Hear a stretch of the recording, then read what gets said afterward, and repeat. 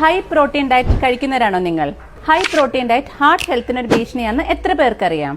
ഇതിൽ നമ്മൾ പ്രത്യേകം ശ്രദ്ധിക്കേണ്ടത് നമ്മൾ കഴിക്കുന്ന പ്രോട്ടീന്റെ സോഴ്സ് ഏതാണെന്നും അതുപോലെ എത്ര ഗ്രാം പ്രോട്ടീനാണ് നമ്മൾ ഒരു ദിവസം കഴിക്കുന്നത് എന്നതാണ്. എത്ര ഗ്രാം പ്രോട്ടീനാണ് നിങ്ങളുടെ ശരീരഭാരം അനുസരിച്ച് നിങ്ങൾ കഴിക്കേണ്ടതെന്ന് ഈ വീഡിയോ അവസാനം ഞാൻ പറയുന്നുണ്ട്. അതിനായി ഈ വീഡിയോ മുഴുവനായി കാണുക.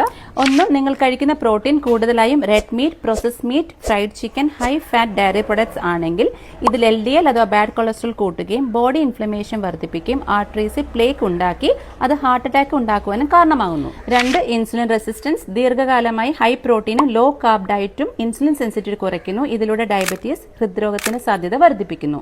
3, TMAO ഉൽപാദനം. റെഡ് മീറ്റ് കൂടുതൽ കഴിക്കുന്നതിൽ കുടലിൽ TMAO എന്ന രാസവസ്തു രൂപപ്പെടുന്നു.